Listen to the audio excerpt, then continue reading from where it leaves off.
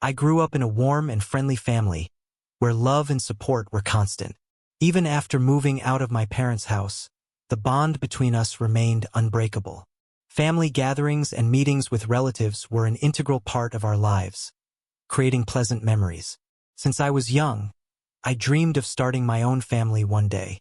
Besides that, I was lucky to have a lifelong best friend who looked more like a brother by my side. We went through school days together, wandered the streets, and even served in the army shoulder to shoulder. By pure chance, our wives were sisters to each other, which only strengthened our already close ties. Our extended circle of friends and family thrived through open dialogue, and we constantly organized meetings and field trips to keep in touch. But life has its own way of testing our connections, and at some point we faced a betrayal that shook us to the core. It was then that we truly realized the value of unity. 10 years after the start of our marriage, my friend Liam and I wanted to celebrate our wedding anniversary in an unusual way. We brainstormed and came across an idea that immediately piqued our interest: the concept of a video interview.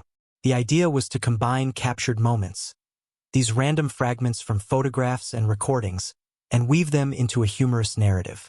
Intrigued, we decided to continue developing this unique concept and started looking for someone to help bring it to life.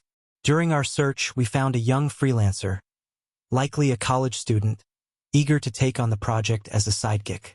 We explained our vision of creating a light-hearted and entertaining video, complete with moments captured behind the scenes. We also sought advice on a venue where our wives could join in, adding a lively twist to the whole idea. Naturally, we emphasized the importance of excluding any unintended individuals from the footage, respecting their privacy. The project was shaping up to be more than just a fun video.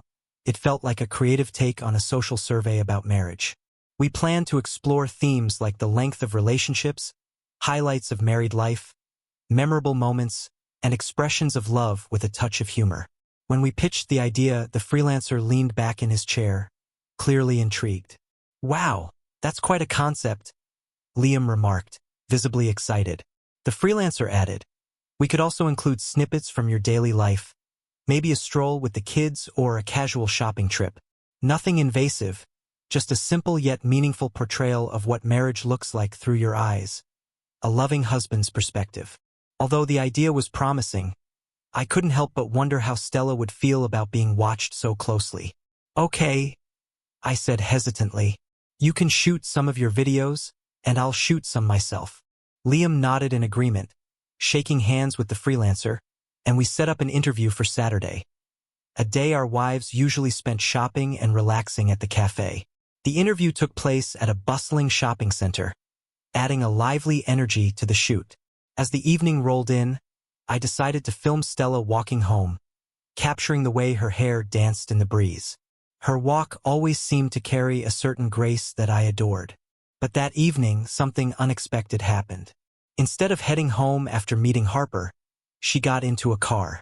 Assuming it was just a taxi, I didn't think much of it until the car veered off in a completely different direction. My curiosity grew as I followed. Eventually, she stepped out of the car holding a bouquet and entered an unfamiliar building. To my disbelief, she embraced and kissed a man I had never seen before.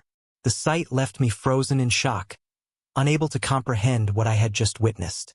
As I watched the 10 years of my marriage unravel before my eyes, an endless stream of questions consumed me. Why? How? What went so horribly wrong? There hadn't been fights or loud arguments, nothing that would hint at this. Sure, I wasn't always around because of work, and yes, I valued my personal space, sometimes opting not to spend every free moment with my wife. But wasn't that normal? "This is so incredibly confusing," I muttered, dialing my friend's number, longing to find someone who could sort out this madness. "You too?" he replied, his voice full of disappointment. As it turned out, life wasn't just cruel, it played a cruel trick on both of us.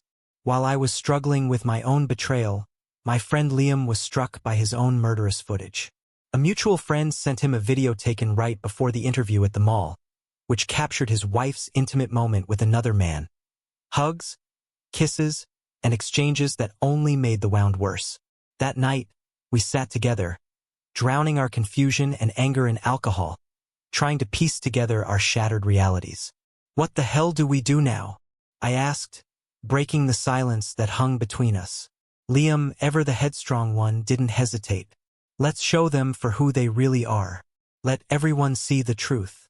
Though I hesitated, wondering if retaliation was the right path, he had already made up his mind, and honestly, I didn't have the energy to argue.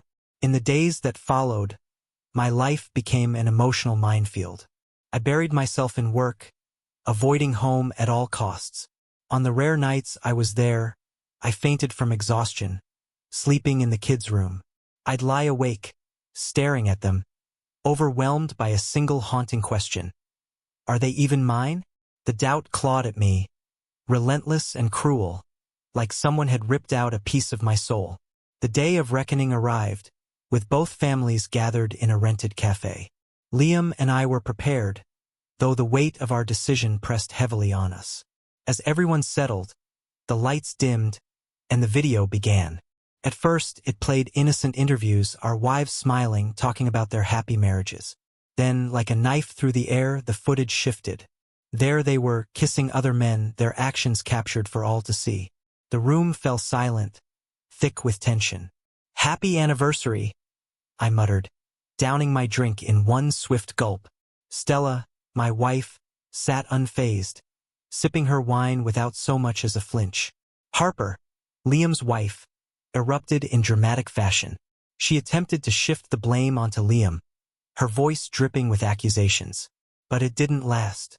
Overwhelmed, she fled the room in tears. Turning to Stella, I asked the one question that burned in my mind. "Is there anything you want to say to me?" She shrugged, her voice laced with exhaustion. "What's there to say? You've seen everything. Now you know. I'm just tired." Her apathy crushed me, but I couldn't leave without asking one final gut-wrenching question. "Are the children mine?" Her uncertain shrug shattered whatever remnants of hope I had left. The divorce proceedings were agonizing, but the truth finally surfaced. My eldest son wasn't biologically mine. The revelation gutted me, yet I couldn't turn away from him. When I looked into his confused, hurting eyes, I realized he was my son in every way that mattered. I had raised him, loved him, and no DNA test could take that away. As for Stella, her betrayal had severed their bond as well. Liam, on the other hand, had a different outcome. His children were his own, a small mercy in the midst of his storm. Maybe it was the strength of our friendship or the unwavering support of our families, but we found a way to move forward, piece by piece. Still, the thought of rebuilding a large family no longer appealed to me. Right now, all I wanted was peace, whatever that looked like.